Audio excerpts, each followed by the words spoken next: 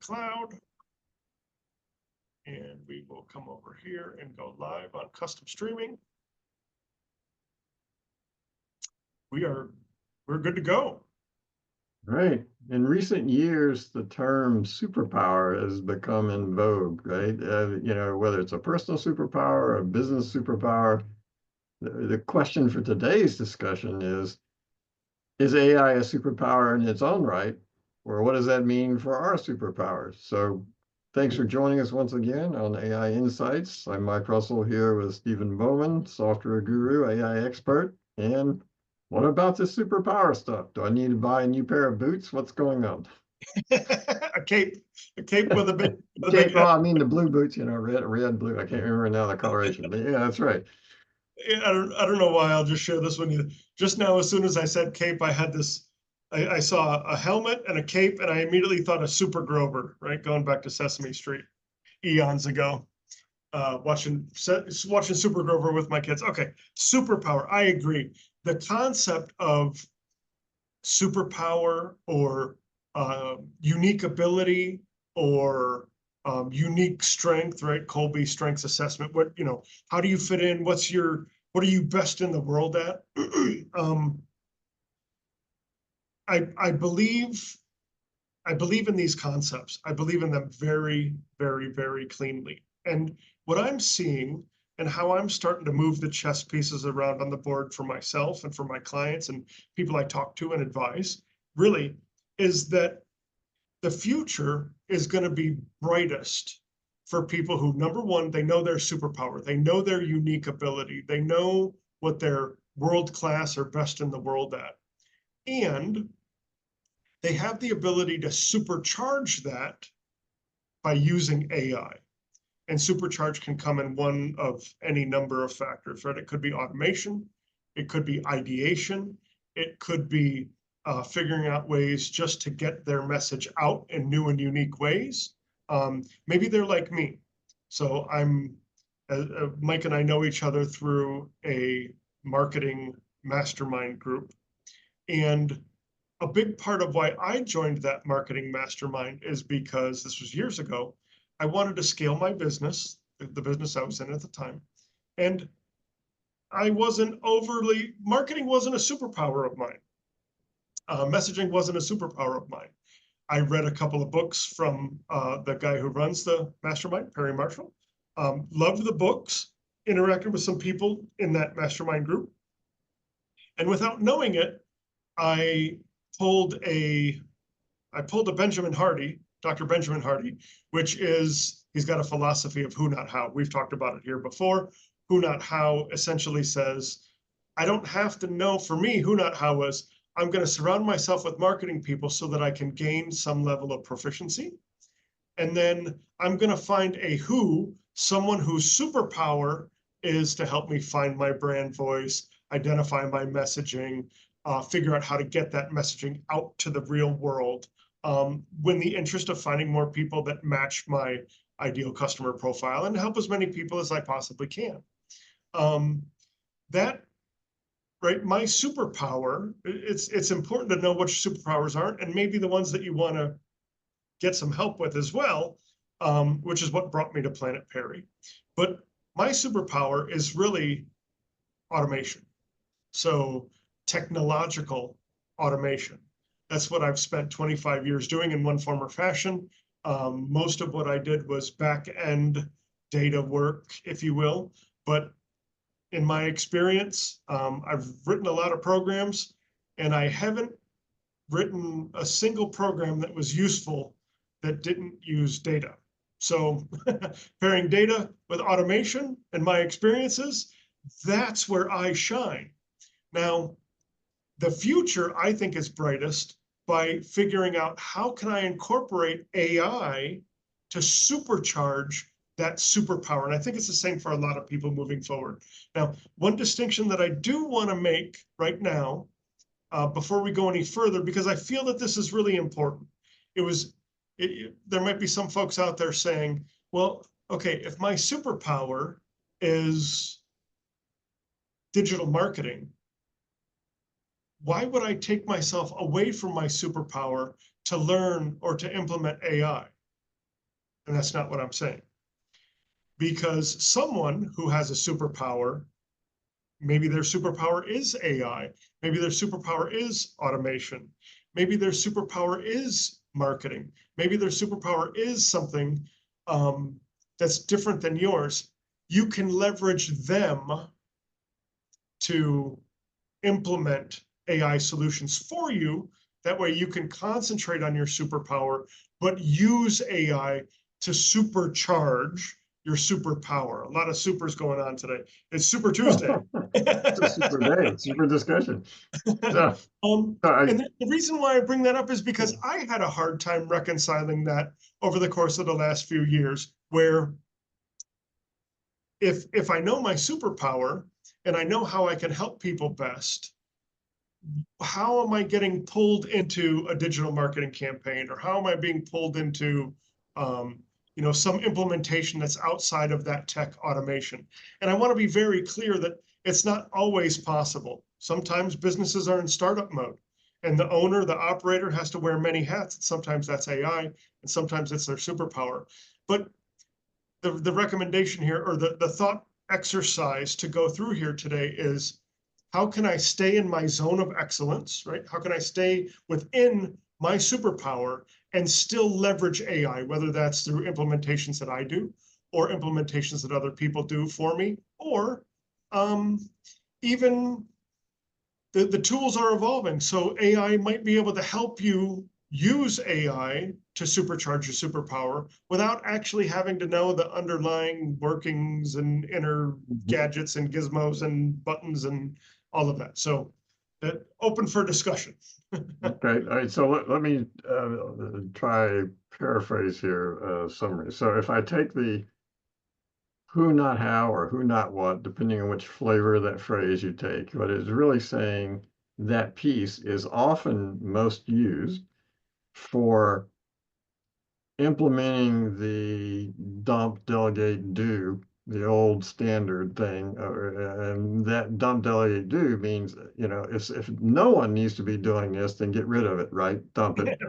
Right. If it's not something that only you can do or you can do best at the moment, then you delegate it to those who can. That's the who instead of what, right? It finds a who to delegate it to rather than doing the what. And then the final part is to do it, right? Because you've gone through does anybody need to do this? Is there somebody better at this than I am, or who should be doing it, right? There's lots of different 80-20 kind of characterizations on that. Sure. So what you've added, though, is um, a second dimension to this in a sense. So I could use the AI tools, the chatbots, the GPTs, whatever, to do something for me in a form of delegation, right? Absolutely. In some sense, or maybe I'm not really good at writing something in fifth grade style. I can dump my stuff in a GPT, say give it to me in fifth grade, make a few changes, and I got it, right? You're exposing something at the do level, which is to say you're still going to be doing something that's your superpower or that you can uniquely do in your business or at home or whatever, and you're going to use AI to supercharge what you're doing, right? Absolutely. So it it amplifies. I'll use that word. It's like an amplifier, right? It amplifies your superpower. One case, it's something to delegate to or to have it do the what. In the other case, it's actually amplifying you, right? Amplify and use. The other word that I'll use here, thank you, that's excellent. The other word that I'll use here that came to mind while you were speaking is AI is also a wonderful tool to help people scale. A lot of what I've seen with people who have a superpower is they get caught up in the idea that this is me, it's my superpower, and it resides within me, so it's limited to what I can actually accomplish. They maintain it inside of them, if you will. And there's ways that we can use AI to help us scale that is not completely dependent on you only. As an example, We'll talk more about better data management and what that means in the real world and what it means to AI when we talk about news stories for today here in a few minutes. But by using your body of work and using an LLM or using context into an LLM, you can actually scale. Your superpower doesn't have to rely on just you anymore. I'll give you a couple of quick examples, and it's really made a difference for some of the people that I'm working with. So I've got one gentleman who's spent 20 or 25 years honing the ability to help business owners create a razor sharp USP or DSP. That's unique selling proposition or definitive selling proposition. Over the course of those 20, 25 years, he's developed a system where he can actually ask a series of questions and then package the answers to those questions together based on a weighted rating scale. And the output is a very well formulated, razor sharp USP. And this generally would happen over the course of a 1 hour long paid session. Mhm. So this person would interview these prospects or clients. He would either jot down or enter into a spreadsheet the information that caught his attention. He would then help them formulate that USP by jamming that information together and then work to refine the words in the USP until the client was happy. And he would give or take charge about $1,000 to do that. It'd take an hour of his time. And even though it's really good for him, candidly, you can only eat so much broccoli. And what I mean by that is he's only got the appetite to do 5, 10, maybe 15 of those a week or a month. He's right there. That's energy intensive.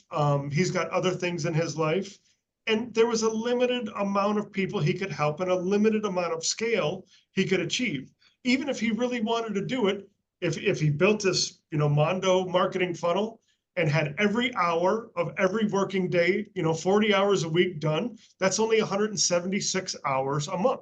He could literally only do it right now 176 times if he actually wanted to do that to himself in any given month. 8 hours a day, 21.7 working days on average in a month, right? So I just equate that to 176 hours. Nobody wants to do that. That's not why you become an entrepreneur. Maybe there is an entrepreneur out there that wants to do that, and I'm sorry, but if that's what makes you happy, great.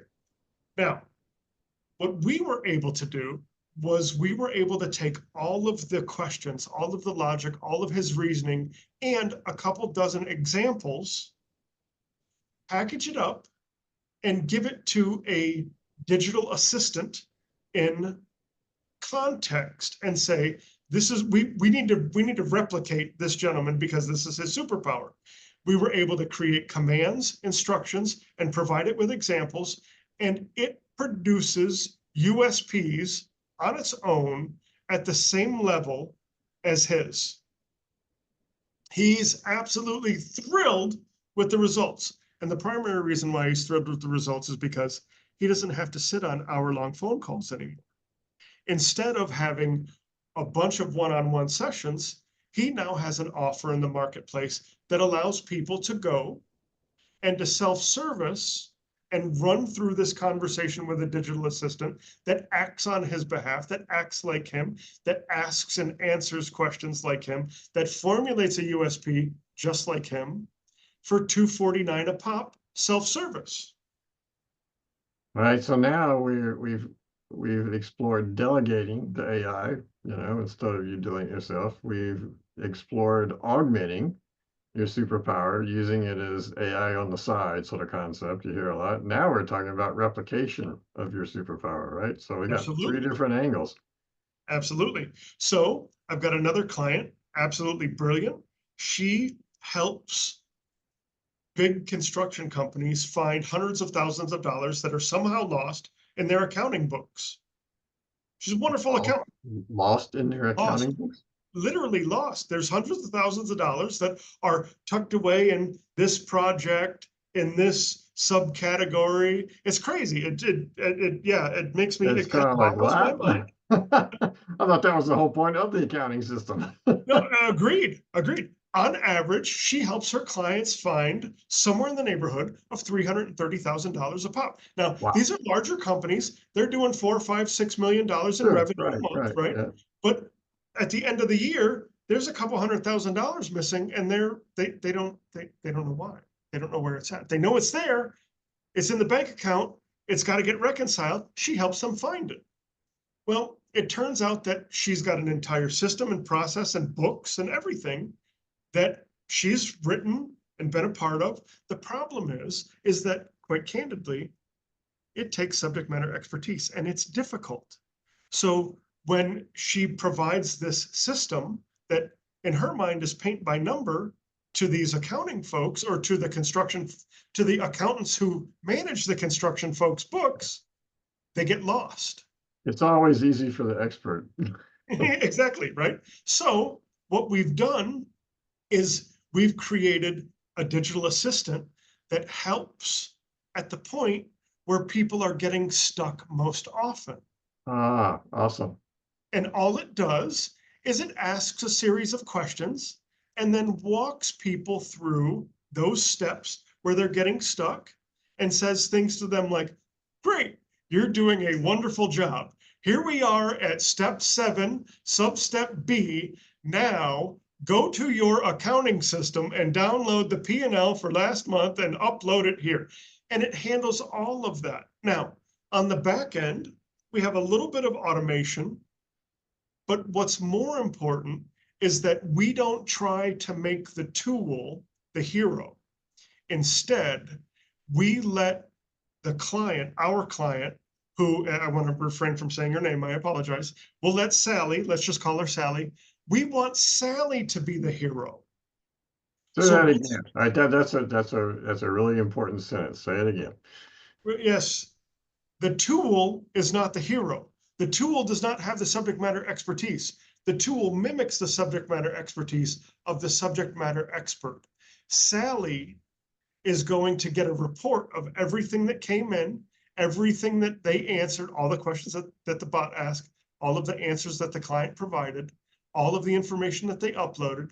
It's going to do some analysis, and it's going to spit out a report that Sally reviews before she has a follow-up meeting with the client.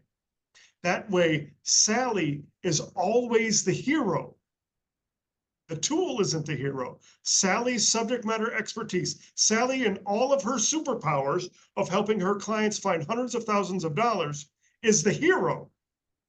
The tool is just helping to facilitate Sally's ability to scale and grow and not have to kill herself to do it. Awesome. Yeah, good stuff. I'm really happy for both of those folks. Two wonderful examples of people with superpowers that are just phenomenally powerful, exceptional people, and just insane talent that they've honed over a career in the subject. How do we help them scale? How do we help them supercharge their superpower? A lot of super. Yeah, good stuff. Or like you said, super.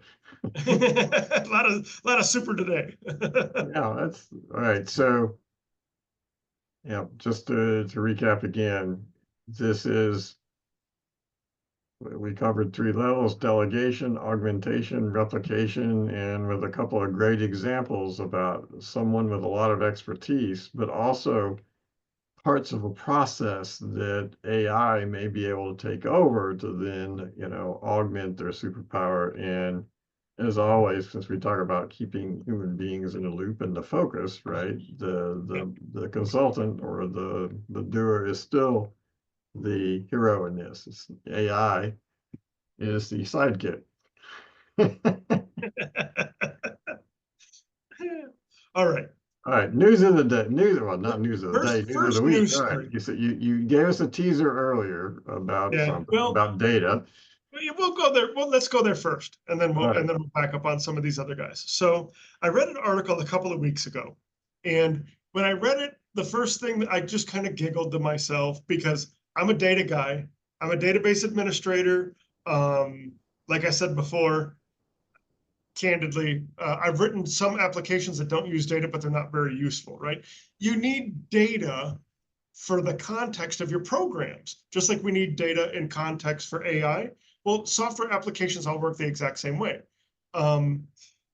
So when I read the article, it said that your data management strategy is tied very tightly to how successful you're going to be with AI.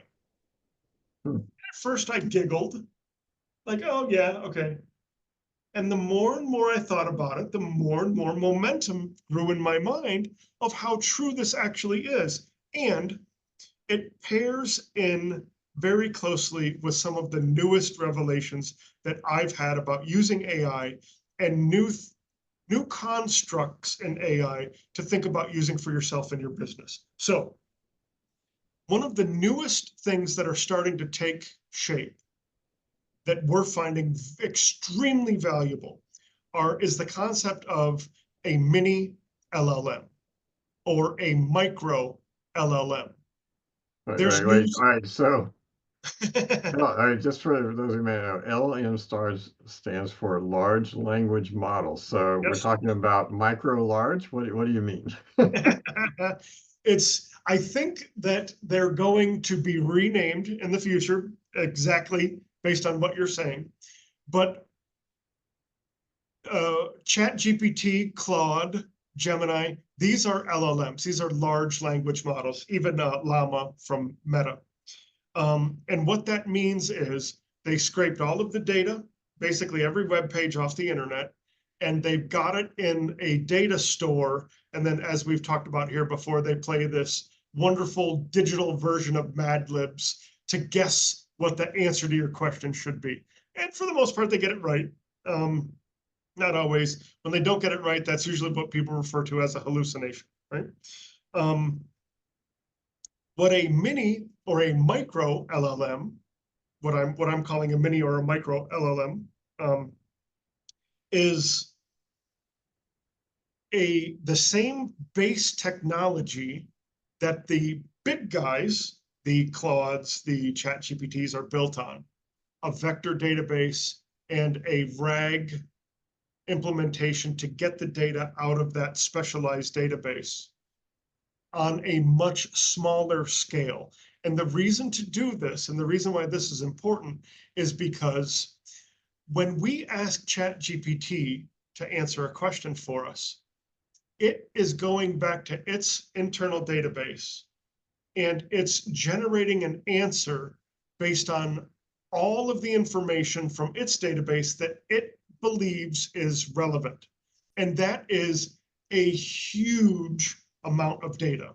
Mhm. And this is where the big LLMs can get lost sometimes, because you ask about a gadget and it's got 300,000 different instances of a gadget in its database.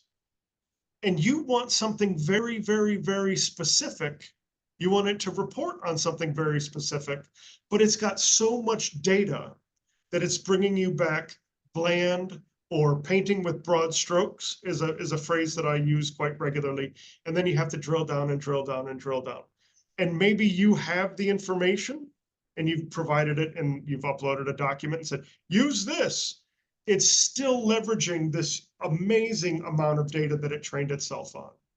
So is this why, the trend has been, well, I guess, uh, well, I'll say the trend, but towards more detailed prompts, right? To be very specific Yep. when you're trolling this vast ocean of data.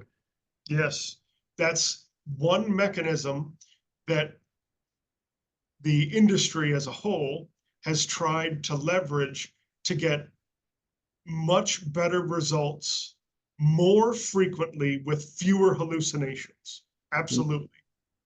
So what I'm finding in my day-to-day activities is that by using a mini LLM, by using a much smaller data source, we're able to pinpoint details that we want used more accurately, and it's producing fewer hallucinations And this is probably even more important, it's using far fewer resources to do it. Less computing power, Right. um, less database space, less network bandwidth, fewer tokens from OpenAI, all of it.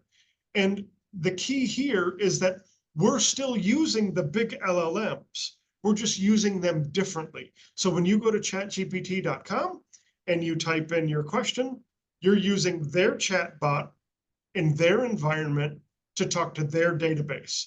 And you're going to get everything from inside of their environment that Okay. they feel is important. The way that we're using mini LLMs is we're using the mini LLM to create the context, just the information that we're then passing to the big guys to generate a response based on the context that we provide, not on their outrageously huge database, which may or may not have conflicting information on the question that we're asking. Results have been much better. There's talk of LLMs or micro LLMs being small enough to actually be run on your favorite mobile device. That's the scale that we're talking about reducing this to. So if it's small enough to where you've got enough data on your phone, and it's small enough to where the computing power that it takes to actually perform the vector database search and retrieve the crunched response from a big LLM, then you know that we've really compacted the computing portion of this. And I easily see mobile applications, a mobile app running in the near future that's got a micro LLM on it, on your phone. Okay, so the thinking point here might be to think about what personally or business-wise might be useful to you if you had one of those on your phone or device or something to run on your own, right? Rather than having to hook into ChatGPT, get generic results and everything else. Right. Now, So we'll provide more updates in the future as those become available. as a business owner, right, making sure that your data sources are clean, that you've got access to those data sources, even if it's and it doesn't, some people, oh, well, my stuff's a mess. It's okay as long as you've got it. It's in a folder structure out on Google Drive or Dropbox, or as long as you've got that data intact, it can be leveraged in the future. One of the other really big features of the micro LLMs that we're using is we've got essentially filter capability on our data store. That's a conversation for a different day, but very powerful, very noteworthy. And thinking about, okay, if I've got a superpower and I've documented that superpower in emails, in books that I've written, in newsletters that I've sent out, in PDF, in lead magnet, all of that information that you've got, to be able to put that in a mini LLM and leverage it appropriately in the very near future to get better results from AI for yourself and your business. Now we're pairing your superpower with the data that you've got and data management strategy with an LLM. Again, how do we supercharge your superpower? Just another good example of how to do that. Yeah, I'm looking forward to that one. All right, second news item or topic, I should say, Sure. for today. We'll probably end it on this one. I saw an interesting article that caught my attention that said, here's four implementations or four ways to turn generative AI experiments into real business value. And I think that there's a lot of people who are worried about this. I'm seeing articles all the time in CIO magazine and Forbes and Fortune that are saying things like 80% of AI projects fail, or CIOs are under the gun and whatever they're on the hot seat to ensure that their new AI projects are ROI, produce ROI in a short time frame, et cetera. Which in my mind is kind of silly because this is all new. There's a lot of experiments that need to happen, but I just thought I heard a little bit of a framework. That's So just as an aside before you go on, by Yep. definition, if you're certain to get positive results or results that you want, it's not an experiment, right? Sure, sure. Experiment has at least a chance and probably a non-trivial chance of failure. That's the whole point about why it's an experiment.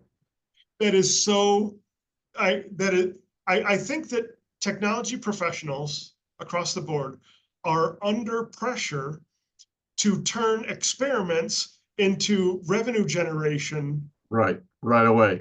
just right away. Skip the right. Oh wait, what do you mean you don't? What do you mean your experiment didn't make me bajillion dollars last month? How is this possible? Blasphemy! Burn them at the stake. Yeah, no, 100%, 100%. Excellent, excellent, excellent insight. So I heard kind of a 4 ways to turn generative AI experiments into real business value. Number one, I think this is probably the most important. I agree with this 100%. I use a silly analogy because I think it's silly. But the words are find a suitable challenge for generative AI. And how I'll extrapolate that is I think people are upset because they tried to get generative AI to make them tacos.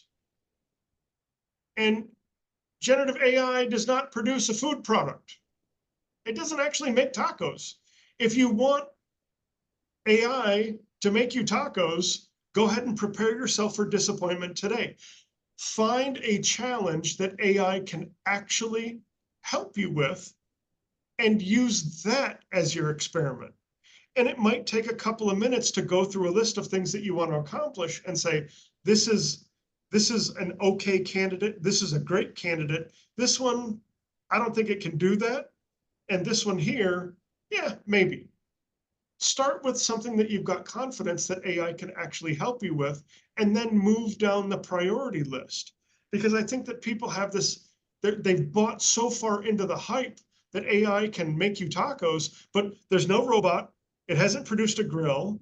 It doesn't know what a taco is yet. So how could it possibly make you tacos? It's not going to happen.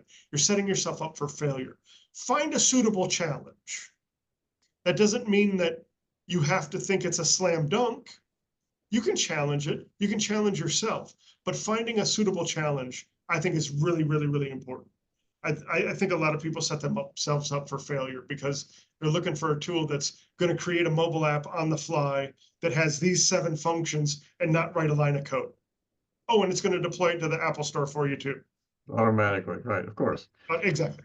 All Not right, going to. what's number 2? Number 2, use the right technology. Could be a GPT, could be an assistant. You might have to have somebody write your own software to help AI in your automation or augmentation. But using the right tech, using a mini LLM instead of ChatGPT, right? Lots of different ways to look at this, lots of different ways to skin this cat. Maybe it's a no code, maybe you got to hire a developer, like I said. Using the right technology is going to really help get you further along down the path. There's nothing quite like getting about 60% of the way down the path and realizing that the tools that you're using have a limitation that's going to make this a failure no matter what. Take a few minutes, make sure, talk to the right people, make sure you're using the right tools for the right job. It's like, yes, you actually can dig a basement with a teaspoon, but a bulldozer is going to get it done a lot faster. All right, so number 1, suitable challenge. Number 2, right tools. Number Use the 3, right tools and tech. Number 3, turn use cases into revenue. There's got to be a picture in your mind of what you're going to do, how it's going to be implemented, and how you can make money off of it. Paint that picture ahead of time. That's really what it boils down to. is that what you're calling a use case for those people who aren't familiar with the term? How are you using use case? Say that 10 times faster. No, The way that I'm nobody. using use case here is actually writing out a story about how someone is going to use the technology to accomplish the goal that is set and the whole reason why you built the solution in the first place. So Okay. absolutely. Actually documenting, articulating the story on how it's going to be used to make a difference for somebody.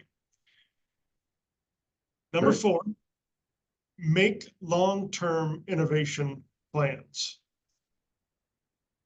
AI is growing, its capabilities are growing at a clip to where I think it's pretty difficult to make realistic prognostications of what it's going to be capable of doing tomorrow, next week, next year.